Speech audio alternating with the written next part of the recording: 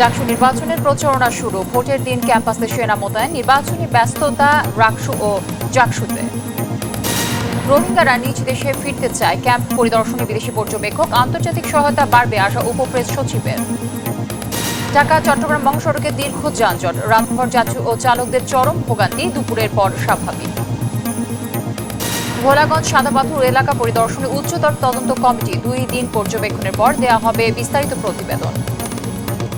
এবং চুয়াডাঙ্গায় জমি বিরোধের জেরে বাবা ছেলেকে কুপিয়ে হত্যা, আটক 2 অভিযুক্ত, পরিবারে শোকের ছায়া। দর্শক দেখছিলেন দেশ জনপদ সংবাদ, শিরোনামগুলো সঙ্গে রয়েছে আমি তানজিয়া জুথি। ডাকসু নির্বাচন সুষ্ঠু করতে 3 স্তরের নিরাপত্তা নিচ্ছে ঢাকা বিশ্ববিদ্যালয়। ভোটের দিন প্রবেশ মুখের 7টি পয়েন্টে থাকবে সেনাবাহিনী, বন্ধ থাকবে মেট্রো রেলের ঢাকা বিশ্ববিদ্যালয় স্টেশন। ভোট শেষে সব কেন্দ্র ঘিরে রাখবে সেনা সদস্যরা, জানিয়েছেন ডাকসুর রিটার্নিং কর্মকর্তারা। মঙ্গলবার নির্বাচনী আচরণ বিধি নিয়ে প্রার্থীদের সঙ্গে বৈঠক শেষে এইসব কথা জানান তারা। তবে নির্বাচন কমিশন প্রার্থীদের মতামত গ্রহণ করছে না বলে অভিযোগ প্রার্থীদের। আলিমুজ্জামান সাফওয়ানের রিপোর্ট। ডাকসু নির্বাচনে আজ থেকে শুরু হলো আনুষ্ঠানিক প্রচারণা। আচরণবিধি লঙ্ঘন নিয়ে প্রার্থীদের পাল্টাপাল্টি অভিযোগের প্রেক্ষিতে মঙ্গলবার সিনেট ভবনে জরুরি বৈঠক ডাকে নির্বাচন কমিশন।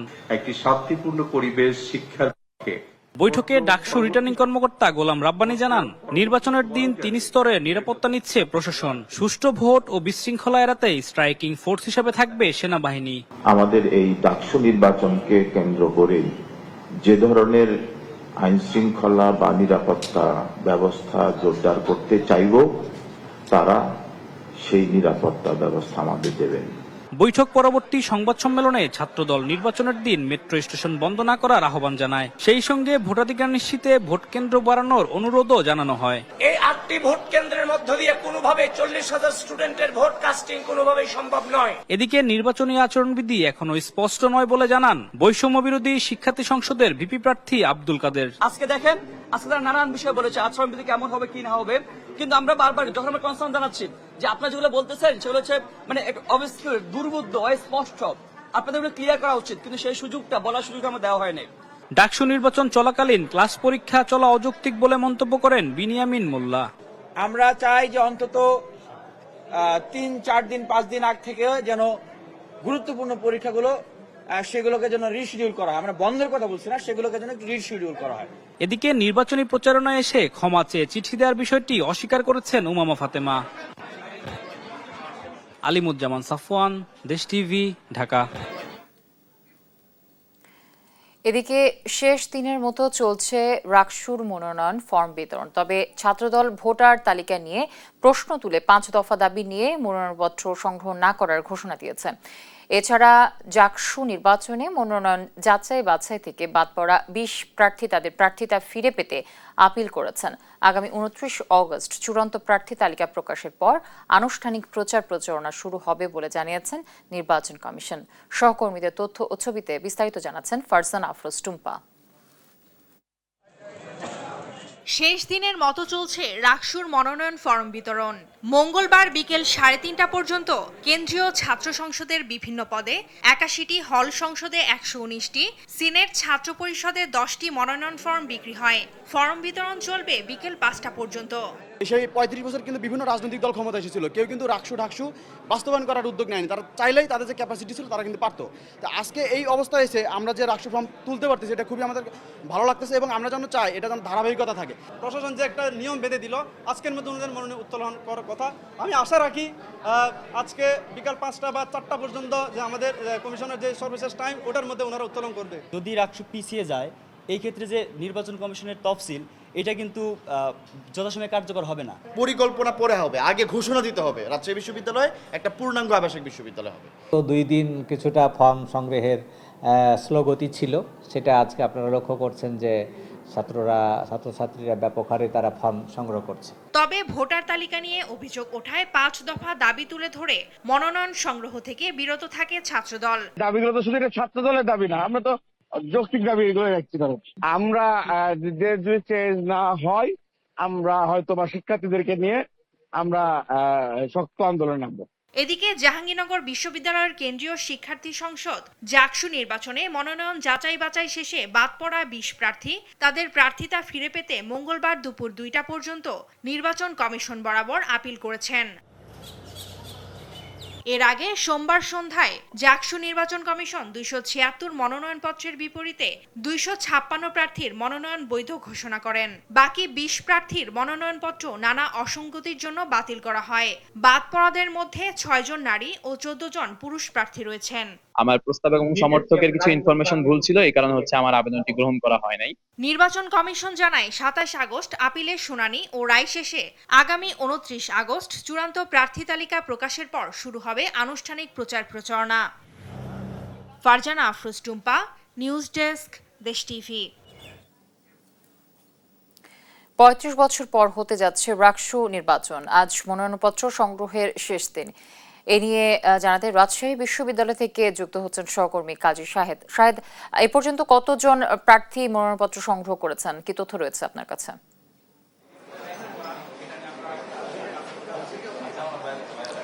ধন্যবাদ জ্যোতি। রাজশাহী বিশ্ববিদ্যালয় কেন্দ্রীয় ছাত্র সংসদ নির্বাচনের আজকে তো মনোনয়ন বিক্রির শেষ দিন, যদিও এখন পর্যন্ত মনোনয়ন বিক্রি চলছে। এদিকে আবার নির্বাচন প্রধান কমিশন যারা তারা বৈঠকে বসেছেন, এই নির্বাচনটি নির্ধারিত সময়ে হচ্ছে নাকি পরে দিকে পেছাবে, এটি নিয়েও আরেকটি বৈঠক হওয়ার যেটি কথা সেটি চলছে নির্বাচন রাকসু ভবনে। প্রধান নির্বাচন কমিশনার নজরুল ইসলামের সভাপতিত্বে সেই মিটিংটি চলছে এই রাকসু ভবনে। দুপুর ২টায় মিটিংটি শুরু হয়েছে। এখন পর্যন্ত সেখান থেকে কোনো ফলাফল আসেনি। ছাত্রদল যে ৫ দফা দাবি দিয়েছিল সেটির প্রেক্ষিতেই নির্বাচন পেছানোর একটি যে সম্ভাবনা সেটি তৈরি হয়েছে এখন। যদিও আজকে বিকেল ৫টা পর্যন্ত মনোনয়ন ফর্ম বিক্রি হবে রাকসুর যে কেন্দ্রীয় ছাত্র সংসদ নির্বাচনের, সেটির সকাল থেকেই আমরা দেখেছি যে ১২টার পর থেকে মূলত উৎসব মুখর পরিবেশে যে মনোনয়নপত্র সংগ্রহ সেটি হয়েছে। একটু আগে ইসলামী ছাত্র আন্দোলন তারা মনোনয়ন ফর্ম সংগ্রহ করেছে এবং শেষ যে খবর যেটি আমাদের কাছে এখান থেকে পেয়েছি আমরা, সেটি আমরা যেটি জানতে পেরেছি, কেন্দ্রীয় ছাত্র সংসদে নির্বাচনের জন্য ৮১ জন, হল সংসদে ১১৯ জন এবং সিনেটের ছাত্র প্রতিনিধি ১০ জন মনোনয়নপত্র সংগ্রহ করেছেন। সেটি বিকেল ৩:৩০ পর্যন্ত ফলাফল ছিল। এরপরে আরও কয়েকটি মনোনয়ন ফর্ম বিক্রি হয়েছে। তবে আমরা নির্বাচন কমিশনের সঙ্গে কথা বলার যে চেষ্টা করেছিলাম, তারা যেহেতু বৈঠকে ছিলেন, বৈঠকের আগে তারা যেটি জানিয়েছিলেন ছাত্রদল তাদের ৫ দফা যে দাবি দিয়েছে সেটি নিয়ে তারা বৈঠকে বসেছেন এবং রাজশাহী বিশ্ববিদ্যালয় ছাত্র সংসদ নির্বাচনের যে আলোচিত মুখগুলো, বিশেষ করে রাজনৈতিক দলগুলোর যে প্যানেল, তারা কিন্তু এখন পর্যন্ত মনোনয়নপত্র সংগ্রহ করেনি। এর মধ্যে ছাত্রদল, ছাত্র শিবির তারাও আছে। তবে যে বেশ কিছু স্বতন্ত্র প্রার্থী যারা মনোনয়নপত্র বিভিন্ন পদে প্রার্থী হতে আগ্রহী, ভিপিজিএস সহ অন্যান্য পদগুলিতে তারা কিন্তু মনোনয়নপত্র সংগ্রহ করেছেন। ব্যতিক্রম্য কিছু মনোনয়নপত্র সংগ্রহের সময় ছিল যে গান গেয়ে এসে মনোনয়নপত্র সংগ্রহ করেছেন এবং মিছিল সমাবেশ যেভাবে উৎসব মুখর করা যায় সেরকম মিছিল নিয়ে এসেও অনেকে মনোনয়নপত্র সংগ্রহ করেছেন। ইতিমধ্যে কিন্তু আমরা দেখছি যে ২০০-র বেশি প্রার্থী বিভিন্ন পদে প্রতিদ্বন্দ্বিতা করতে তাদের যে ফর্মগুলো সংগ্রহ করার সেটি করেছেন। বিশ্ববিদ্যালয়ের রাকসুর যিনি ট্রেজারার তিনি যেটি বলছিলেন যে যতক্ষণ পর্যন্ত নির্বাচন কমিশন তাদের যে রিশিডিউল না করছে কিংবা পরবর্তী ঘোষণা না দিচ্ছে, ততক্ষণ পর্যন্ত তারা মনোনয়ন ফর্ম বিক্রি করবেন। আজকে যদিও মনোনয়ন ফর্ম বিক্রির শেষ দিন এবং বিকেল ৫টা পর্যন্ত এখানে মনোনয়ন ফর্ম সংগ্রহ করা যাবে শিক্ষার্থীদের মধ্য থেকে এবং সেটি চলছে। এখন আমরা অনেককেই কিন্তু দেখছি যে শেষ মুহূর্তে এসে তারা মনোনয়নপত্র সংগ্রহ করছেন নির্বাচন করার জন্য। যদিও ভিতরে রাকসু ভবনে একটি বৈঠক চলছে, সেখান থেকে এখন পর্যন্ত যে প্রধান নির্বাচন কমিশনার তিনি এসে এখনো ঘোষণা দেননি যে রাকসু নির্বাচন আগামী ১৫ সেপ্টেম্বর হচ্ছে এবং মনোনয়ন ফর্ম বিক্রি আজই শেষ হচ্ছে কিনা। তারা এসে করলে তখন হয়তো আমরা জানাতে পারবো যে নির্ধারিত সময়ে রাকসু নির্বাচনটি হচ্ছে নাকি পেছাচ্ছে। তো জ্যোতি, এই ছিল রাকসু নির্বাচন নিয়ে রাজশাহী থেকে আমার কাছে সর্বশেষ। ফিরছি স্টুডিওতে। রাজশাহী বিশ্ববিদ্যালয় থেকে যুক্ত হয়েছিলেন কাজী শাহেদ।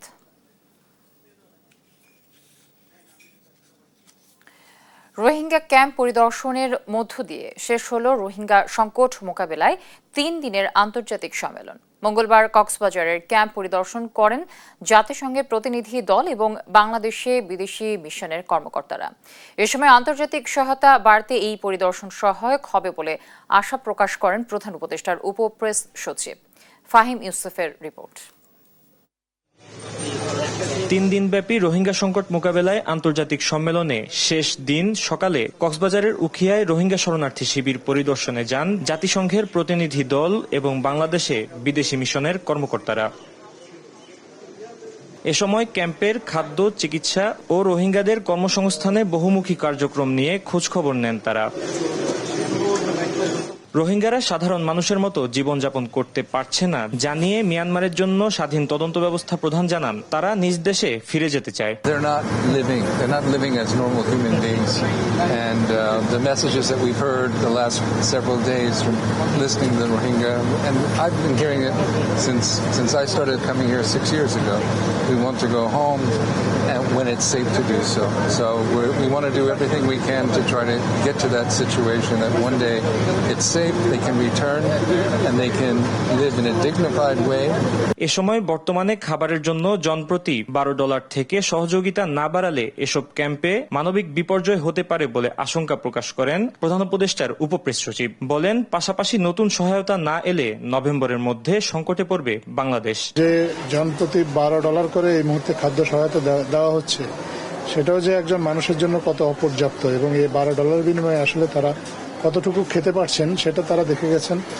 এটা বাড়ানো যদি সম্ভব নাও হয়, কোনো কারণে যদি কমে যায়, তাহলে এখানে যে মানবিক বিপর্যয়টা হবে সেটা আজকে যারা অতিথি এসেছেন তাদেরকে বোঝানোর চেষ্টা করা হয়েছে, তাদেরকে সরেজমিনে দেখানোর চেষ্টা করা হয়েছে। সম্মেলন শেষে রোহিঙ্গা ক্যাম্প পরিদর্শন আন্তর্জাতিক সহায়তা বাড়াতে সহায়ক হবে বলেও আশা প্রকাশ করেন প্রধান উপদেষ্টার উপপ্রেস সচিব। ফাহিম ইউসুফ, দেশ টিভি, কক্সবাজার। জেলখানার নাম আর থাকছে না বাংলাদেশ জেল, পরিবর্তন করা হচ্ছে কারেকশন সার্ভিসেস বাংলাদেশ নামে। এজন্য এরই মধ্যে প্রস্তাবনা পাঠানো হয়েছে মন্ত্রণালয়ে, জানিয়েছেন কারা মহাপরিদর্শক সৈয়দ মোহাম্মদ মোতাহের হোসেন। কারাগারকে শাস্তির জায়গা থেকে সংশোধনাগারে রূপান্তর করতেই সরকারের এ উদ্যোগ বলে জানান তিনি। এদিকে জুলাই আন্দোলনের সময় জেলে পাঠানো 7 শতাধিক বন্দী এখনও পলাতক বলে জানিয়েছেন কারা মহাপরিদর্শক। হাসান আল মাহমুদের রিপোর্ট। কারাগার শাস্তি দেওয়ার জায়গা এমন চিন্তা থেকে সরে এসে সংশোধনাগার হিসেবে দেখতে চায় সরকার। এ লক্ষ্যে বাংলাদেশ কারা আইন সংশোধন করে বাংলাদেশ জেল এই নাম পরিবর্তন করে কারেকশন সার্ভিসেস বাংলাদেশ নাম প্রস্তাব করেছে সরকার। আইনের খসড়া ইতিমধ্যে চূড়ান্ত অনুমোদনের জন্য পাঠানো হয়েছে মন্ত্রণালয়ে। মঙ্গলবার কারা মহাপরিদর্শকের দায়িত্ব পালনের বর্ষপূর্তিতে কেন্দ্রীয় কারা অধিদপ্তরের এক সংবাদ সম্মেলনে একথা বলেন কারা মহাপরিদর্শক সৈয়দ মোহাম্মদ মোতাহির হোসেন। আমরা সংবাদটা পেয়েছি কিছুক্ষণ আগে সকালে যে সরকার এটা অনুমোদন করেছেন। কারাগারে বন্দীদের মোবাইল ফোন ব্যবহার, অভ্যন্তরীণ চিকিৎসা সুবিধা বৃদ্ধি, নিয়োগ প্রক্রিয়ায় স্বচ্ছতা ফিরিয়ে আনা সহ নানা পদক্ষেপ তুলে ধরেন তিনি।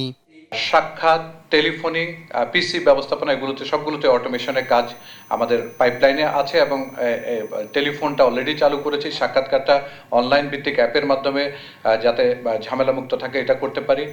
জামিনের বিষয়টাকে আমরা সুনির্দিষ্ট একটা টাইম ফ্রেমের মধ্যে নিয়ে এসেছি। গেল বছর জুলাই মাসে জেল থেকে পালানো 700-র বেশি বন্দী এখনও পলাতক বলে জানান কারা মহাপরিদর্শক। এর মধ্যে 700-র অধিকের মধ্যে যারা এখনো পলাতক আছেন, তার মধ্যে আপনাদের প্রেসাইজলি বলে জঙ্গি আছেন 9 জন, বাকি হচ্ছে বিভিন্ন মৃত্যুদণ্ড এবং যাবজ্জীবন প্রাপ্ত। আমাদের কিছু অস্ত্র লুট হয়েছিল, আপনারা জানেন আমাদের 28টা অস্ত্র এখনো উদ্ধার বাকি আছে, তো এটার জন্য পুরস্কার ঘোষণা করা হয়েছে। গেল 1 বছরে কারাগারের বিভিন্ন দুর্নীতি অনিয়মের সঙ্গে জড়িত থাকার অভিযোগে 34 জনকে চাকরিচ্যুত ও 440 জনের বিরুদ্ধে বিভাগীয় ব্যবস্থা নেওয়ার কথাও জানান তিনি, যাতে তারা কাজকর্মে মনোযোগী হয় এবং সঠিকতা ন্যায়। হাসান আল মাহমুদ, দেশ টিভি, ঢাকা। দর্শক, আবারও ছাত্র সংসদ নির্বাচনের খবর জানাবো। এবার জাহাঙ্গীরনগর বিশ্ববিদ্যালয় শিক্ষার্থী সংসদ ও হল সংসদ নির্বাচনের খসড়া প্রার্থী তালিকা প্রকাশ নিয়ে সরাসরি জানবো। আমাদের সহকর্মী আছেন দেওয়ান ইমন। ইমন, নির্বাচন ঘিরে ক্যাম্পাসের নিরাপত্তা কেমন দেখছেন এবং কি বলছেন আসলে শিক্ষার্থীরা? জ্যোতি, কেন্দ্রীয় শিক্ষার্থী সংসদ নির্বাচনের জাকসুর যে প্রার্থিতার যে 276 জন যে প্রার্থিতা ফর্ম জমা দিয়েছিলেন, সেখান থেকে যাচাই বাছাই শেষে গতকালকে কিন্তু 256 জনকে রেখে বাকি 20 জনকে নানা কারণে কিন্তু বাদ দেওয়া হয়েছিল এবং বাদ পড়া যারা প্রার্থী ছিল তাদেরকে একটি সময় বেঁধে দেওয়া হয়েছিল আজ বেলা দুপুর পর্যন্ত। নির্বাচন কমিশনের সেই সময়ে কিন্তু আজকে বেলা 2টা পর্যন্ত কিন্তু 13 জন প্রার্থী নতুন করে কিন্তু তাদের প্রার্থিতা ফিরে পেতে আবেদন করেছেন এবং নির্বাচন কমিশন সেই 13 জনের প্রার্থিতার যে আবেদন সেটি কিন্তু গ্রহণ করেছেন এবং সেটি আমাদেরকে নির্বাচন কমিশনের যিনি সদস্য সচিব রয়েছেন রাশিদুল আলম তিনি কিন্তু সেটি আমাদেরকে নিশ্চিত করেছেন। এছাড়া কিন্তু আমরা দেখেছি যে এর আগে কিন্তু যারা প্রার্থী রয়েছেন তাদের মধ্যে থেকে কিন্তু অনেকে কিন্তু ইতিমধ্যে তাদের প্যানেলটিও ঘোষণা করেছেন। প্যানেল ঘোষণার মধ্যে ছাত্র শিবির রয়েছেন এবং বাসচাচের যারা নেতৃবৃন্দ তারাও কিন্তু শিক্ষার্থীদের সাথে যৌথভাবে কিন্তু প্যানেল ঘোষণা করবেন। এছাড়া ক্যাম্পাসে যারা ছাত্র দল রয়েছেন এবং বাম সংগঠনগুলো তারা কিন্তু এখনো পর্যন্ত এই যে খসড়া যে তালিকাটা প্রার্থীদের 256 জনের প্রকাশ করেছে নির্বাচন কমিশন সেটি প্রকাশের পরেও কিন্তু আমরা ছাত্র দলকে কিন্তু তাদের যে প্যানেল সেটি কিন্তু এখনো পর্যন্ত ঘোষণা করতে দেখিনি। এর আগে গতকালকে আমরা ছাত্র দলের যিনি ক্যাম্পাসে যিনি ছাত্র দলের সভাপতি রয়েছেন তার সাথে কথা বলেছিলাম। তিনি যেমনটি বলেছেন যে কেন্দ্রীয় একটি নির্দেশনার বিষয় আছে তাদের সেটি সেখানে সমন্বয় করেই কিন্তু তারা খসড়া তালিকার পরে তাদের যে প্রার্থী তাদের যে প্যানেল সেটি তারা ঘোষণা করবে। তবে এখনো পর্যন্ত কিন্তু তারা সেই সেই প্যানেলটি কিন্তু তারা ঘোষণা করেননি। এছাড়া আপনি যেমনটি বলছিলেন যে পরিবেশ নিয়ে যদি বলি যে এখনো কিন্তু বিশ্ববিদ্যালয়ে কিন্তু বহিরাগত যারা তারা কিন্তু প্রবেশ করছেন এটি নিয়ে কিন্তু যারা প্রার্থী রয়েছেন শিক্ষার্থী রয়েছেন তারা কিন্তু উদ্বিগ্ন এবং হলে যে সমস্ত বহিরাগত বা হলে যে সমস্ত যারা অছাত্র যাদের ছাত্রত্ব শেষ হয়েছে তারা কিন্তু এখনো পর্যন্ত হলের যে রুমগুলো সেগুলো কিন্তু দখল করে রেখেছেন এবং এটি নিয়ে কিন্তু শঙ্কা প্রকাশ করছেন যারা প্রার্থী হয়েছেন তারা বলছেন যে জাকসু এত বছর পর একটি নির্বাচন হচ্ছে সেখানে কিন্তু নির্বাচন কমিশনের আরো জোরালো পদক্ষেপ কিন্তু তারা আশা করেছিলেন। এদিকে আমরা নির্বাচন কমিশনের সাথে কথা বলেছিলাম যে তারা কতটা নির্বাচনকে সুষ্ঠুভাবে অনুষ্ঠিতের জন্য তারা কি পদক্ষেপ নিচ্ছেন, কতটা জোরালো ভাবে তারা বিষয়গুলোকে দেখছেন। নির্বাচন কমিশন থেকে আমাদেরকে যেটি জানানো হয়েছেন যে বিশ্ববিদ্যালয় প্রশাসন সহ তারা নির্বাচন যেদিন অনুষ্ঠিত হবে আগামী 11 সেপ্টেম্বর সেদিন যেন এখানে সেনাবাহিনীর স্ট্রাইকিং ফোর্স থাকে সে ব্যাপারে কিন্তু তারা সেনাপ্রধান বরাবর কিন্তু। এছাড়া কিন্তু এখনো পর্যন্ত নির্বাচন কমিশন যে যারা অছাত্র যারা এখন সেটি কিন্তু সম্পূর্ণরূপে কিন্তু তারা বের করতে পারেনি এমনটি কিন্তু অভিযোগ করছেন যারা শিক্ষার্থী রয়েছেন তারা। তো সব মিলিয়ে বলা চলে যে আজকে যেহেতু প্রার্থীতা যাচাই বাছাইয়ের যেই সময়টুকু যাচাই বাছাই শেষে যে সময়টুকু বেঁধে দিয়েছিল নির্বাচন কমিশন তারা আবার আবেদন করেছেন এবং এই আপিলটি কিন্তু আগামীকালের যে শুনানির যে সময়টি সেটি কিন্তু নির্বাচন কমিশনের পক্ষ থেকে জানানো হয়েছে যে আগামীকালই কিন্তু তারা সেই আজকে যারা আপিল করলো তাদের শুনানি শেষে কিন্তু কালকে সেই চূড়ান্ত যে তালিকাটি সেটি কিন্তু প্রকাশ করবেন। তো এই ছিল জ্যোতি আমার কাছে জাহাঙ্গীরনগর বিশ্ববিদ্যালয়ের জাকসু নির্বাচনের সর্বশেষ। জাহাঙ্গীরনগর বিশ্ববিদ্যালয় থেকে যুক্ত ছিলেন আমাদের সহকর্মী দেওয়ান ইমন। বিএসসি ইঞ্জিনিয়ারদের সরকারি চাকরিতে 10ম গ্রেডে পরীক্ষা দেওয়া সহ 3 দফা দাবিতে শাহবাগ মোড় অবরোধ করে বিক্ষোভ করছেন বুয়েট শিক্ষার্থীরা। দর্শক এ নিয়ে জানাতে সরাসরি যুক্ত হচ্ছেন সহকর্মী জুনায়েদ আল হাবিব। জুনায়েদ, কি বলছেন আসলে আন্দোলনকারীরা, কি তথ্য রয়েছে?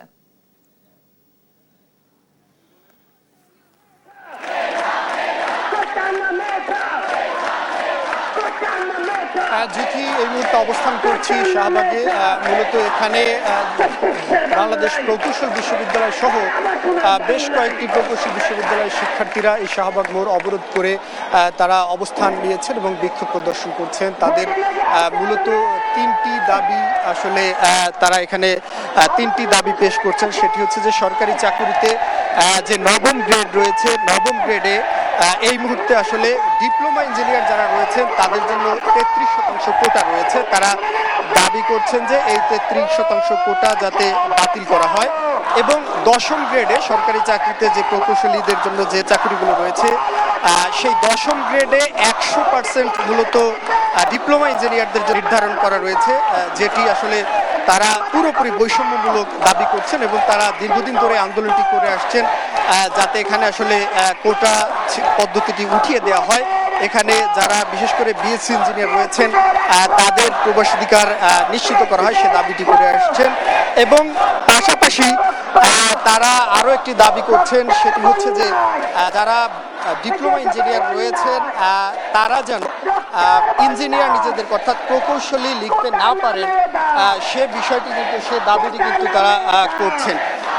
তো এই দাবিতে তারা মূলত আসলে বেশ কিছুদিন ধরে আন্দোলন করে আসছেন এবং আজকে তাদের একটি প্রতিনিধি দল যে শিক্ষা উপদেষ্টা রয়েছে তার সাথে দেখা করেছেন এবং সেই প্রতিনিধি দল দেখা করার পরে আসলে শিক্ষা উপদেষ্টা প্রতিনিধি দলকে জানিয়েছেন যে এই মুহূর্তে তাদের এই দাবি পূরণ করে প্রজ্ঞাপন জারি করা সম্ভব নয় এবং এই ঘোষণা দেওয়ার পর থেকেই কিন্তু এই শিক্ষার্থীরা শাহবাগে জড়ো হয়েছেন। বিকেল 3টা থেকে মূলত তারা এই কর্মসূচিটি পালন করছেন এবং কিছুক্ষণ আগে একটি ঘোষণা তারা দিয়েছেন যে আজ রাত 8টার মধ্যে যদি সরকার তাদের এই দাবিগুলো না মেনে প্রজ্ঞাপন জারি না করে তাহলে তারা আরো কঠোর কর্মসূচিতে যাবেন বলে মূলত তারা হুঁশিয়ারি দিয়ে রেখেছেন। আমি একটু একজন শিক্ষার্থীর সাথে কথা বলতে চাই তাদের দাবি নিয়ে। আসলে আপনারা কি দাবিতে এই আন্দোলনটি করছেন?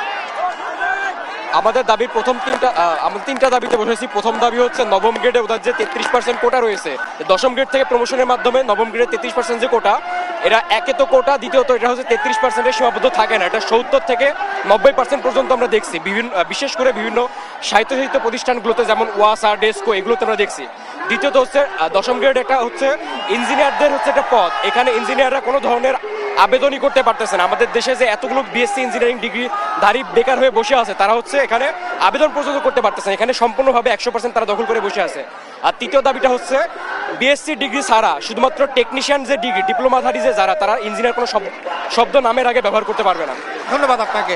জ্যোতি, আসলে যেমনটা শুনছিলেন যে তাদের দাবিগুলো হচ্ছে মূলত এই দশম এবং নবম গ্রেডের যে বৈষম্যমূলক কোটা রয়েছে সেই কোটা পুরোপুরি বাতিল করতে হবে এবং বিএসসি ডিগ্রিধারী ছাড়া কেউ যেন যাতে প্রকৌশলী ব্যবহার করতে না পারে সেই দাবিটিও কিন্তু তারা করছেন। তো সব কিছু মিলিয়ে তাদের এই আন্দোলন চলমান রয়েছে এবং শাহবাগে এই মুহূর্তে যান চলাচল পুরোপুরি বন্ধ রয়েছে, বিকল্প সড়ক ব্যবহার করে আসলে পরিবহনগুলো চলাচল করছে এবং তাদের এই আন্দোলন দাবি পূরণ না হওয়া পর্যন্ত তারা 8টা পর্যন্ত সময়সীমা কিন্তু বেঁধে দিয়েছেন এবং এই 8টার মধ্যে তাদের দাবি পূরণ না হলে তারা আরো কঠোর কর্মসূচি দেওয়ার কিন্তু হুঁশিয়ারি দিয়ে রেখেছে।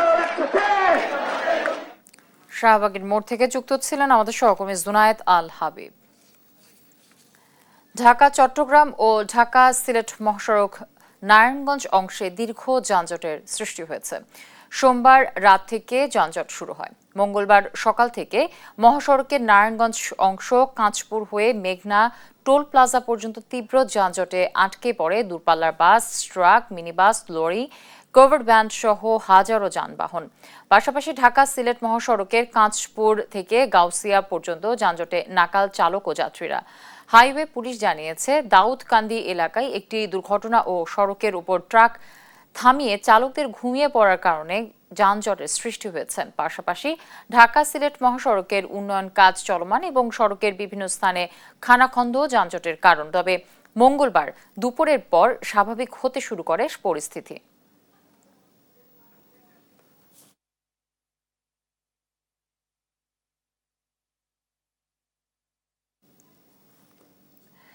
সাদা পাথর লুটের ঘটনায় কর্তৃপক্ষের কোনো অবহেলা আছে কিনা তা খতিয়ে দেখতে মন্ত্রিপরিষদ বিভাগের গঠিত 5 সদস্যের উচ্চতর তদন্ত কমিটি সিলেটের ভোলাগঞ্জ পরিদর্শন করেছেন। মঙ্গলবার দুপুরে প্রতিনিধি দল ঘণ্টাব্যাপী পাথর লুণ্ঠিত হওয়া স্থানগুলো ঘুরে দেখেন। পাশাপাশি খুঁজে বের করার চেষ্টা করা হচ্ছে পাথর লুটপাটের ঘটনার বাস্তব অবস্থা কি ছিল এবং ভবিষ্যতে এমন ঘটনা প্রতিরোধে কি ব্যবস্থা নেওয়া যেতে পারে। জেলা প্রশাসন জানিয়েছে এই কমিটি মঙ্গলবার ও বুধবার সিলেটে অবস্থান করে পুরো ঘটনার বিষয়ে বিস্তারিত রিপোর্ট তৈরি করবে।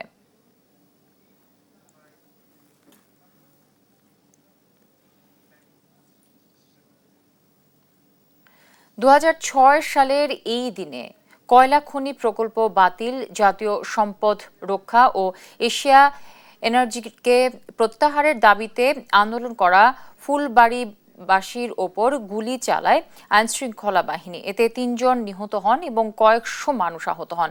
আন্দোলনের পর সরকারের সঙ্গে হওয়া 6 দফা চুক্তি 19 বছর পরও বাস্তবায়িত হয়নি। সহকর্মী মোহাম্মদ হারুনুর রশিদের তথ্য ও ছবিতে জানাচ্ছেন অঙ্কন চৌধুরী।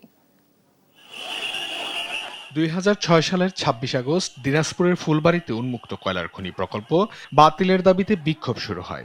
এ সময় তৎকালীন বিডিআরের গুলিতে 3 জন নিহত হয় এবং আহত হয় অনেকেই। আন্দোলনের পর ফুলবাড়ীবাসীর সঙ্গে সরকারের মধ্যে 6 দফা চুক্তি হলেও 19 বছর পরও তা বাস্তবায়িত হয়নি। বরং 2014 সালে আন্দোলনের নেতাকর্মীদের নামে 2টি মামলা দায়ের করা হয়। তবে নেতাকর্মীদের দাবি এসব মামলা রাজনৈতিক উদ্দেশ্য প্রণোদিত এবং অবিলম্বে প্রত্যাহার করা উচিত। ফুলবাড়ী আন্দোলনকারীরা বলেন, জাতীয় স্বার্থে রক্ত দিয়েছেন, কিন্তু দীর্ঘদিন ধরে চুক্তি বাস্তবায়ন হয়নি। আজ 19 বছর পেরিয়ে গেল, আজকেও আমাদের এই 6 দফা দাবি বাস্তবায়ন হয়নি এবং উল্টো আমাদের নামে 2টা মিথ্যা মামলা হয়েছে। একটা ফৌজদারি মামলা আর একটা হলো 100 কোটির ক্ষতিপূরণের মামলা। আমরা চাই অবিলম্বে এই মামলা প্রত্যাহার করা হোক। ফুলবাড়ী শুধু একটি আন্দোলনের নাম নয়, এটি জাতীয় সম্পদ রক্ষার প্রতীক। আমরা প্রত্যাশা করব বাংলাদেশে যে নির্বাচিত সরকার আসবে তারা ফুলবাড়ীর 6 দফা চুক্তির পূর্ণ বাস্তবায়ন করবেন। যদি 6 দফা চুক্তির পূর্ণ বাস্তবায়ন তারা না করেন, আমরা আবারও রাজপথে থেকে লড়াই করে সংগ্রাম করে প্রয়োজনে বুকের রক্ত দিয়ে 6 দফা চুক্তির পূর্ণ বাস্তবায়ন করব। আমরা চাই, যেহেতু ফ্যাসিবাদী সরকারের আমলে ষড়যন্ত্রমূলকভাবে মামলাটি দায়ের করা হয়েছে, অবিলম্বে এই মামলাগুলো প্রত্যাহার করা হোক এবং আমাদেরকে নিষ্কৃতি দেওয়া হোক। প্রতি বছর 26 আগস্ট তেল, গ্যাস, খনিজ সম্পদ ও বিদ্যুৎ রক্ষায় জাতীয় কমিটির জাতীয় সম্পদ রক্ষা দিবস এবং ফুলবাড়ীবাসী ফুলবাড়ী শোক দিবস পালন করে। অঙ্কন চৌধুরী, নিউজ ডেস্ক, দেশ টিভি। কয়লা ভিত্তিক বিদ্যুৎ কেন্দ্র এলএনজি পারমাণবিক চুক্তি পতিত সরকার শেখ হাসিনা করেছিল, কিন্তু তা বাতিল না করে অন্তর্বর্তী সরকার অব্যাহত রেখেছে বলে মন্তব্য করেছেন অধ্যাপক ডক্টর আনু মোহাম্মদ। সকাল 11টায় দিনাজপুর আসাদ স্মৃতি চত্বরে ফুলবাড়ী ট্রাজেডি দিবসে এ কথা বলেন তিনি। আনু মোহাম্মদ বলেন, বিগত সরকার যে বিদেশি কোম্পানিকে চট্টগ্রাম বন্দর দেওয়ার কাজ শুরু করেছিল, অন্তর্বর্তী সরকার জনগণের সম্মতি ছাড়া সেই বিদেশি কোম্পানিগুলোতেই চট্টগ্রাম বন্দরের কাজ তুলে দিচ্ছেন। এর আগে ফুলবাড়ী ট্রাজেডির 19 বছর উপলক্ষে সম্মিলিত পেশাজীবী সংগঠনের ব্যানারে শোক র্যালি বের হয়। র্যালি শেষে আসাদ স্মৃতিস্তম্ভে পুষ্পস্তবক অর্পণ করা হয়। শেখ হাসিনার সমস্ত ধরনের বিপজ্জনক প্রকল্প, শেখ হাসিনার সমস্ত ধরনের বিপজ্জনক চুক্তি, জাতীয় স্বার্থবিরোধী চুক্তি, সমাপ্ত এবং অসমাপ্ত সকলগুলিকে এই সরকার গ্রহণ করছে। তো সংস্কার কোথায়? সংস্কার হতে গেলে তো এগুলোর পরিবর্তন করতে হবে। চট্টগ্রাম বন্দরের সক্ষমতা বাড়ানো ছিল সংস্কারের প্রধান কাজ। সেই সক্ষমতা না বাড়িয়ে সক্ষমতা থাকা সত্ত্বেও সেটা বিদেশি কোম্পানির হাতে তুলে দেওয়ার চেষ্টা হচ্ছে। বরিশাল শেরে বাংলা মেডিকেল কলেজ হাসপাতাল সহ সারা দেশের স্বাস্থ্য খাত সংস্কার আন্দোলনের 30তম দিনে মত বিনিময় সভা করেছেন আন্দোলনকারীরা। মঙ্গলবার দুপুরে বরিশাল প্রেস ক্লাব মিলনায়তনে এ সভা হয়। আন্দোলনের অন্যতম সমন্বয়ক মহিউদ্দিন রনি জানান, আন্দোলনের ফলে শেরে বাংলা মেডিকেল কলেজ হাসপাতালে সিন্ডিকেট সহ স্বাস্থ্য খাতে বেশ কিছু পরিবর্তন এসেছে। এ সময় 3 দফা দাবি মেনে নেয়ার দাবি জানান তিনি। দাবি মেনে নিলে শিক্ষার্থীরা ক্লাসে ফিরে যাবেন বলেও ঘোষণা দেওয়া হয়। পরিপ্রেক্ষিতে যে সকল স্বল্প মেয়াদী যে সকল সিন্ডিকেটগুলো আছে, সাময়িকভাবে কিছুটা ভাঙা হলেও, কিছু সমস্যা সমাধান হলেও আমাদের যে কাঙ্ক্ষিত লক্ষ্য, সেই কাঙ্ক্ষিত লক্ষ্যে আমরা এখন পর্যন্ত পৌঁছাতে পারিনি। আমরা চাচ্ছি এটার যেন একটা টেকসই সমাধান আসে। সেই টেকসই সমাধানের জন্য আমরা একটা লিখিত আশ্বাস বা আমাদের দাবি যে মেনে নেওয়া হচ্ছে, বারবার যেটা অপপ্রচার চালানো হচ্ছে, সেটা যেন তারা দৃশ্যমান করে লিখিত আশ্বাস যেন আমাদেরকে দিয়ে দেয় এবং সাথে একটা রূপরেখা, রোডম্যাপ দেয় যে কত দিনের মধ্যে কোন কোন সমস্যাগুলো তারা সমাধান করবে, এটার জন্য রোডম্যাপটা দেয়। বুয়েট 17 ব্যাচের প্রকৌশলী রোকনকে হত্যার হুমকির প্রতিবাদে রাজশাহীতে নেস্কো অফিস ঘেরাও এবং সড়ক অবরোধ করে বিক্ষোভ করেছেন রুয়েটের শিক্ষার্থীরা। মঙ্গলবার দুপুর 1টার দিকে নেস্কো অফিসের সামনে জড়ো হয়ে বিক্ষোভ কর্মসূচি করেন শিক্ষার্থীরা। এ সময় শিক্ষার্থীরা হুমকিদাতাদের গ্রেফতারের দাবি জানায়। একই সঙ্গে অ্যাসিস্ট্যান্ট ইঞ্জিনিয়ার পদে সরাসরি নিয়োগ সহ শতভাগ ডিপ্লোমা কোটা বাদ দিয়ে বিএসসিদের জন্য উন্মুক্ত করা এবং বিএসসি ডিগ্রি ছাড়া কেউ ইঞ্জিনিয়ার উপাধি ব্যবহার না করার দাবি জানানো হয়।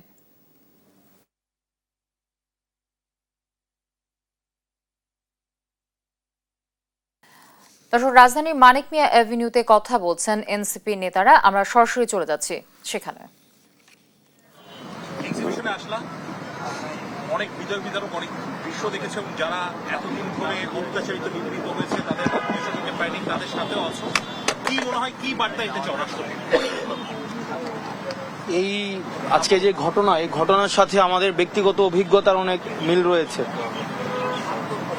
18ই জুলাই যখন আন্দোলন বন্ধ করার জন্য আমাদেরকে উঠিয়ে নিয়ে যাওয়া হয় এবং রাষ্ট্রীয় ব্যবস্থাপনায় একটা নাটক মঞ্চস্থ করা হয় যে আমরা আন্দোলন বন্ধ করে দিয়েছি, এবং সাংবাদিক ডেকে নিয়ে এসে আমাদের বক্তব্যকে কেটে দিয়ে সেখানে আন্দোলন বন্ধ করে দেওয়া প্রচার করা হয়। এবং আমাদেরকে এই যে সেলগুলো, এগুলো আমাদের খুব পরিচিত, একই টাইপের। মৎস্য ভবনের কাছে একটা ছিল, সেখানে 2 দিন আটকে রাখা হয়। কিচেন রুমে আটকে রাখা হয়, সেখানে আমাদেরকে ফিজিক্যালি ভার্বালি ঘন্টার পর ঘন্টা প্রায় 2.5 দিন নির্ঘুমভাবে টর্চার করা হয় এবং আমাদেরকে বাধ্য করা হয় একরকম যে আমরা যেন আন্দোলন বন্ধ করে দিয়েছি সেই বার্তাটি দিতে, কিন্তু আমরা সেটি করিনি। আমরা মিডিয়ার সামনে স্পষ্ট করেছি যে আন্দোলন অব্যাহত থাকবে, শাটডাউন কর্মসূচি অব্যাহত থাকবে। সেটির পরে মিডিয়াকে আমাদেরকে ফেস করানোর পরে আবার আমাদেরকে তুলে ক্যান্টনমেন্টে নিয়ে যাওয়া হয়। সেইখানেও সেফ হাউস খ্যাত আমাদের গিয়ে রাখা হয়। আমাদের যে একের পর এক মানুষের সামনে, জাতির সামনে মঞ্চস্থ করা হয় যে আমরা সেফ আছি, অন্যদিকে আমাদের ফ্যামিলির ভাইদেরকে বোনদেরকে সেখানে বন্দী করে আমাদেরকে দিয়ে আন্দোলন বন্ধ করার চেষ্টা করা হয়। এই যে প্যাটার্নগুলো আমাদের সাথে হয়তো 5 আগস্ট হয়ে যাওয়াতে আমরা হয়তো মুক্তি পেয়ে গিয়েছি এই শৃঙ্খল থেকে, কিন্তু এই ফ্যামিলিগুলো আজকে 12 বছর, 13, 14, 15 বছর শুধুমাত্র ভিন্ন মত পোষণ করার জন্য, কারো ভাই নেই, কারো বাবা নেই, অনেক স্ত্রী স্বামীহারা হয়েছে, স্বজনহারা হয়েছে, এবং তারা জানে না যে আসলে সবচেয়ে হৃদয় বিদারক সেটি তারা জানে না যে আসলে তার স্বামী বা তার বাবা বা তার সন্তান যে বেঁচে আছে নাকি মারা গিয়েছে। এই নিশ্চয়তাটা তাদের নেই, অনিশ্চয়তার মধ্যে কাটাতে হয়। অনেকে দুলাপাদের সাথে কথা বলছিলাম যে বাসায় যখন কলিং বেল দেওয়া হয় প্রত্যেকের মনে হয় যে এখন হয়তো বাসায় ফিরে আসছে। এটা যে আসলে কত হৃদয় বিদারক। রাষ্ট্রীয় ব্যবস্থাপনা সবচেয়ে দুঃখজনক, রাষ্ট্র নাগরিকের প্রোটেক্ট করবে, সেই জায়গায় রাষ্ট্র রক্ষকের ভূমিকা পালন না করে রাষ্ট্র নিজেই ভক্ষকের ভূমিকা পালন করেছে, এবং সেটা দীর্ঘদিন। রাষ্ট্রীয় ব্যবস্থাপনায়, রাষ্ট্রীয় পৃষ্ঠপোষকতায়, রাষ্ট্রীয় অর্থায়নে, রাষ্ট্রীয় যে বাহিনী যাদেরকে রাষ্ট্রের নাগরিকদের নিরাপত্তার জন্য নিয়োজিত করা হয়েছে তাদেরকে ব্যবহার করে দলীয় এজেন্ডা বাস্তবায়নে এবং বিরোধী মত দল দমনের জন্য বছরের পর বছর, যুগের পর যুগ সেগুলো বাস্তবায়ন হয়েছে। আমরা 5 আগস্ট পরবর্তী সময়ে এই ধরনের সংস্কৃতির আর পুনরাবৃত্তি চাই না। যারা এই গুম সার্ভাইভালের মধ্য দিয়ে গিয়েছে, যারা এখনো সন্ধান পাচ্ছে না, সরকারের রাষ্ট্র একটা বায়বীয় বিষয়। আমরা এই রাষ্ট্রের উপর দায় চাপানোর মধ্য দিয়ে আমরা যারা আসলে দায়ী তাদেরকে আমরা এক ধরনের আমরা তাদেরকে ইন্ডেমনিটি দেই। দর্শক, রাজধানীর মানিক মিয়া অ্যাভিনিউতে কথা বলছিলেন এনসিপি নেতা হাসনাত আব্দুল্লাহ। আমরা সরাসরি তার বক্তব্যে ছিলাম। সাতক্ষীরার ভোমরা স্থলবন্দর দিয়ে জুলাই মাসে রেকর্ড 4,703 টন আদা আমদানির ফলে বাজারে সরবরাহ বেড়েছে। এতে দাম 180 টাকা থেকে কমে 130 টাকায় বিক্রি হচ্ছে প্রতি কেজি। আমদানি অব্যাহত থাকলে দাম স্থিতিশীল এবং ভোক্তা বান্ধব থাকবে বলে আশা ব্যবসায়ীদের। সহকর্মী শরীফুল্লাহ কায়সার সুমনের পাঠানো তথ্য ও ছবিতে জানাচ্ছেন অঙ্কন চৌধুরী। বাজারে সাধারণত একটি পণ্যের দাম ওঠানামায় অন্য পণ্যের উপর প্রভাব পড়ে, তবে এবারের চিত্র যেন পুরোপুরি উল্টো। রেকর্ড পরিমাণ আদা আমদানির ফলে বাজারে মিলছে স্বস্তি। বাড়তি সরবরাহে ধীরে ধীরে কমতে শুরু করেছে আদার দাম। সাতক্ষীরা বড় বাজারে 190 টাকা এর আগে আদার দাম ছিল। অতিরিক্ত আমদানি হওয়ার কারণে এখন 130 টাকা আদা পাওয়া যাচ্ছে সাতক্ষীরা বড় বাজারে। ব্যবসায়ীরা জানালেন, এক সপ্তাহ আগে আদার কেজি বিক্রি হয়েছে 180 থেকে 90 টাকায়, তবে এখন তা নেমে এসেছে 130 টাকায়। তারা বলছে সরবরাহ বাড়ায় দামের এই পতন হয়েছে। আগে অনেকটা দাম বেশি ছিল আদার, এবং আদার আমদানি হওয়ার কারণে অনেকটা কমে গেছে। আমদানিকারকরা মনে করছেন এই প্রবণতা অব্যাহত থাকলে বাজার আরও স্থিতিশীল হবে, ক্রেতারা সাশ্রয়ী দামে আদা কিনতে পারবেন। এইভাবে অব্যাহতভাবে আদা আসতে থাকলে এখন মানুষের নাগালের মধ্যে দামটা থাকবে, সাধারণ মানুষ আদা কম দামে কিনতে পারবে। সাতক্ষীরা জেলা কৃষি বিপণন কর্মকর্তা জানান, বাজারে কোনো পণ্যের সরবরাহ বাড়লে স্বাভাবিকভাবেই তার দাম কমে আসে। বর্তমানে ভোমরা বন্দর দিয়ে আদা আমদানি বেড়ে যাওয়ায় সাধারণ ভোক্তারা উপকৃত হচ্ছেন। গত 10-15 দিন ধরে এই আদার দামটা কমতে শুরু করেছে।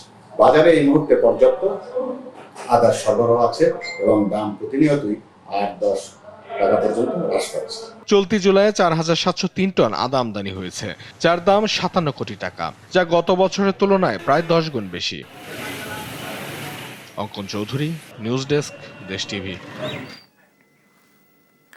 চট্টগ্রামের পটিয়া উপজেলার আশিয়া ইউনিয়নের ট্যাঙ্ক পরিষ্কার করতে নেমে শ্বাসরুদ্ধ হয়ে নাজু ও তারেক নামে 2 শ্রমিকের মৃত্যু হয়েছে। মঙ্গলবার সকালে ইউনিয়নের দক্ষিণ আশিয়া 3 নং ওয়ার্ডের আলী আহমেদ ডিলারের বাড়িতে এ দুর্ঘটনা ঘটে। পটিয়া থানার ভারপ্রাপ্ত কর্মকর্তা নুরুজ্জামান জানান, ট্যাঙ্কের ভেতরে কাজ করার সময় শ্বাসরুদ্ধ হয়ে তারা অজ্ঞান হয়ে পড়েন। পরে পুলিশ ও ফায়ার সার্ভিস ঘটনাস্থলে গিয়ে তাদের মৃতদেহ উদ্ধার করে। এ সময় পুলিশ ও স্থানীয় প্রশাসন ঘটনাস্থল পরিদর্শন করেছেন।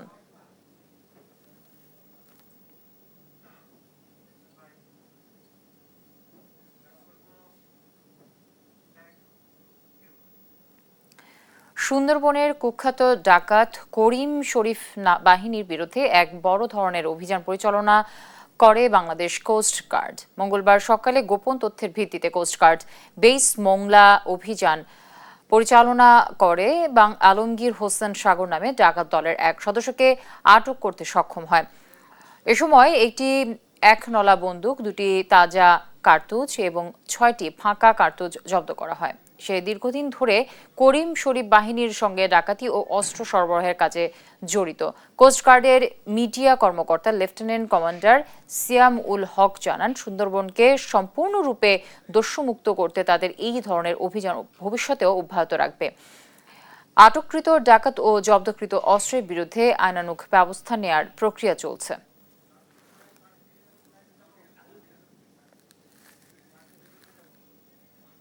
কোস্টগার্ড বেস মোংলা কর্তৃক উক্ত এলাকায় একটি বিশেষ অভিযান পরিচালনা করা হয়। এ সময় কোস্টগার্ডের উপস্থিতি টের পেয়ে উক্ত ডাকাতরা পালানোর চেষ্টা করে।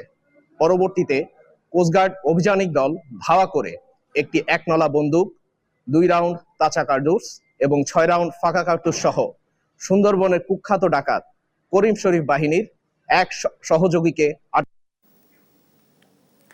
শিশুদের মোবাইল আসক্তি কমাতে সিরাজগঞ্জের শাহীন স্কুলের আয়োজনে 4 শতাধিক শিশুকে নিয়ে অনুষ্ঠিত হচ্ছে ক্লে দিয়ে বর্ণলেখার ভিন্নধর্মী প্রতিযোগিতা প্লে উইথ ক্লে। এ নিয়ে আরও জানাতে যুক্ত হচ্ছেন সহকর্মী শুভ কুমার ঘোষ। শুভ, এমন ব্যতিক্রমী আয়োজন নিয়ে কি বলছেন আয়োজক এবং অভিভাবকরা? যদি আসলে কৃত্রিম কাদামাটি দিয়ে যে বিভিন্ন ধরনের বর্ণ লেখা যায়, বাচ্চারা কৃত্রিম কাদামাটিতে খেলতে পছন্দ করলেও এবার যে বিভিন্ন বর্ণ নিয়ে খেলা যায় সেটাই কিন্তু আসলে মূলত চর্চাটা আজকে শুরু করেছেন সিরাজগঞ্জের শাহীন স্কুল। তারা বলছেন যে শিশুদেরকে মোবাইল আসক্তি থেকে দূরে রাখতে এবং খেলায় খেলায় আসলে শিক্ষা দিতেই কিন্তু তারা মূলত প্লে উইথ প্লে এই খেলাটা আজকে দিয়েছেন, যে প্লে উইথ প্লে তারা এই মাধ্যম দিয়ে আজকে শিশুদেরকে নতুন বার্তাটা দিচ্ছেন। এখানে কিন্তু আজকে 4 শতাধিক শিশু এই প্লে উইথ প্লেতে অংশ নিয়েছেন। তারা কিন্তু 3টি অক্ষরও আজকে এখানে তারা লিখেছেন। আমরা একটু কথা বলি বাচ্চাদের সঙ্গে। আসলে তোমরা আজকে কি কি বর্ণ লিখলে, কেমন লাগলো? ভালো। কি কি লিখেছো?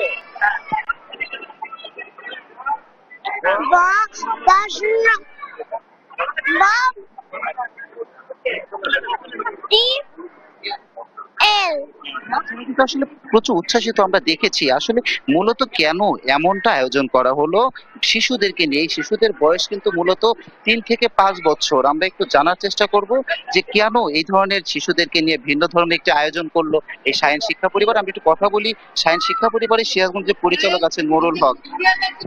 আপনি একটু জানাবেন যে কি উপলক্ষে? মূলত শিক্ষার্থীদের জন্য এই আয়োজনটি করা। আমরা ইদানিং লক্ষ্য করছি যে আমাদের এই শিশুরা তারা মোবাইলে আসক্তি হয়ে পড়ছে এবং এটি আমাদের বিশ্বজুড়ে একটি চিন্তার কারণ হয়ে দাঁড়াচ্ছে। তো এই চিন্তা থেকেই আমরা যেন শিক্ষার্থীদের পড়ালেখাটাকে আনন্দদায়ক করে তারা যে জিনিসটাকে পছন্দ করে, যেমন আপনার বর্তমান সময়ে শিক্ষার্থীরা এই যে ক্লে কৃত্রিম এটি কিন্তু তারা সবচেয়ে বেশি পছন্দ করে, খেলতে পছন্দ করে। তো আমরা এই তারা যেটা পছন্দ করে সেটা দিয়েই তাদেরকে পড়ালেখার যে বর্ণ রয়েছে, অক্ষর রয়েছে, সেগুলোকে আমরা শেখানোর একটা চেষ্টা করেছি যেন তারা এখান থেকে তারা লেখাপড়ার প্রতি যেন তারা।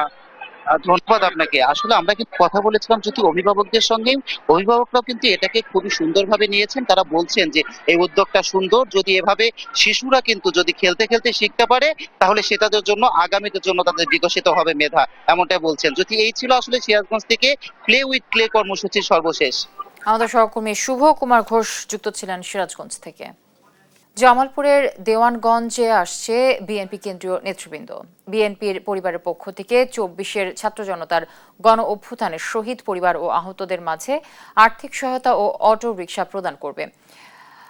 দেওয়ানগঞ্জ, বকশীগঞ্জ উপজেলা ও পৌর বিএনপির কর্মী সমাবেশ অনুষ্ঠিত হবে। সকল প্রকার প্রস্তুতি শেষের দিকে। দর্শক, এ নিয়ে বিস্তারিত জানাতে যুক্ত হচ্ছেন সহকর্মী রিয়াদ হাসান হৃদয়।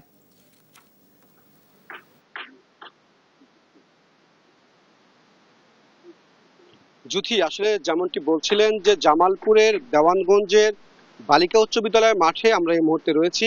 আগামীকাল কিন্তু এই মাঠেই অনুষ্ঠিত হবে বিএনপির কর্মী সম্মেলন এবং পাশাপাশি কিন্তু আমরা বিএনপির পক্ষ থেকে জুলাই আন্দোলনে নিহত এবং আহত পরিবারের মাঝে নগদ অর্থ সহায়তা এবং রিকশা বিতরণ করা হবে। আমরা যদি আপনাদের বলি যে সকাল থেকেই এখানে কিন্তু সকল প্রস্তুতি কিন্তু তারা নিয়ে রেখেছে। এই স্থানীয় উপজেলা বিএনপির যারা রয়েছে নেতৃত্বস্থানীয়, তারা কিন্তু এই কালকের যে আগামীকালকের যে অনুষ্ঠান সেই উপলক্ষে কিন্তু তারা সার্বিক যে পরিস্থিতি তারা কিন্তু সম্পূর্ণ সুন্দরভাবে আয়োজন করেছে। আমি যদি একটু আপনাদেরকে সাথে কথা বলতে চাই যে এখানে যারা আয়োজন কমিটি যারা রয়েছে তাদের সাথে একজনের সাথে একটু কথা বলতে চাইবো। এই যে আজকে আগামীকাল যে আপনাদের প্রোগ্রাম, আসলে কেমন প্রস্তুতি আপনারা নিয়েছেন? ধন্যবাদ আপনাকে। আমাদের আপনারা দেখতে পাচ্ছেন আপনারা যে একটা উৎসব মুখর পরিবেশ কিন্তু বিরাজ করছে উপজেলাতে এখন। আগামীকালকের কর্মী সমাবেশ এবং যে আমরা বিএনপি পরিবারের পক্ষ থেকে যেই অনুষ্ঠানটি অনুষ্ঠিত হবে সেটা সম্পূর্ণ আমাদের প্রিপারেশন নেওয়া হয়ে গেছে, অলমোস্ট রেডি সবকিছু। আমাদের স্টেজের কাজ থেকে শুরু করে আমাদের ব্যাক এন্ডে যত কাজ আছে সবগুলো সম্পূর্ণ করা হয়ে গেছে। আমাদের উপজেলার সংগঠনে যারা যারা আছেন, ছাত্রদল, যুবদল, স্বেচ্ছাসেবক দল থেকে শুরু করে সকলে কিন্তু এখন ওয়ার্ডে ওয়ার্ডে ইউনিয়নগুলোতে কাজ করছে। তাদেরকে আমরা ইনস্ট্রাকশন দিয়ে দিয়েছি, তারা কিন্তু ইতিমধ্যে তাদের নির্দিষ্ট ইউনিয়নগুলোতে সবাই গিয়ে কাজ করছে এবং আমরা আশাবাদী যে আগামী কালকের যেই কর্মী সমাবেশ এবং যেই আমরা বিএনপি পরিবারের পক্ষ থেকে যে অনুষ্ঠানটা হবে সেটা আমরা খুবই সুন্দরভাবে সম্পন্ন করতে পারবো এবং শৃঙ্খলা বজায় রেখে এবং ব্যাপক উপস্থিতি আমরা আশা করছি। জি, যে আসলে যেটি শুনছিলেন যে মূলত আগামীকালকে যে প্রোগ্রামের প্রধান অতিথি হিসাবে উপস্থিত থাকবেন বিএনপির যুগ্ম মহাসচিব রুহুল কবির রিজভী এবং আগামীকালের এই প্রোগ্রামকে ঘিরে দেওয়ানগঞ্জে কিন্তু একটু আনন্দ এবং উদযাপন হচ্ছে এবং মানুষের মধ্যে কিন্তু কালকের যে প্রোগ্রামটি হবে সেই উপলক্ষে কিন্তু তারা সবাই আগ্রহ নিয়ে বসে আছে যে আসলে কখন নেতৃবৃন্দ আসবে ঢাকা থেকে। আসলে এই ছিল জামালপুরের দেওয়ানগঞ্জ থেকে, দেওয়ানগঞ্জে আমরা বিএনপির পরিবারের পক্ষ থেকে আগামীকালের প্রোগ্রামের সর্বশেষ খবর। জামালপুর থেকে যুক্ত ছিলেন রিয়াদ হাসান হৃদয়। ভারতের মনুমুখ ও উদয়পুর থেকে আটক হওয়া 5 বাংলাদেশিকে বিজিবির কাছে হস্তান্তর করেছে বিএসএফ। সোমবার বিকেলে বিজিবি ও বিএসএফ এর মধ্যে পতাকা বৈঠকে তাদের হস্তান্তর করা হয়।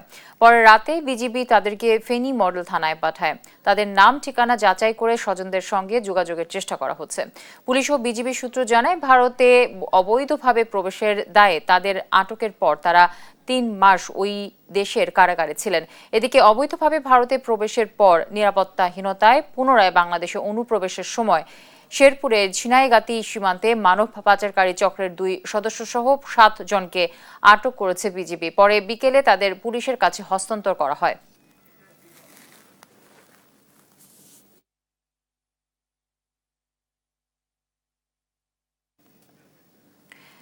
বাজার ফান্ডভুক্ত জমির লিজের মেয়াদ বৃদ্ধি, ব্যাংক ঋণ চালু ও তথাকথিত রাজার সনদ বাতিলের দাবিতে মানববন্ধন করেছে পার্বত্য চট্টগ্রাম নাগরিক পরিষদ।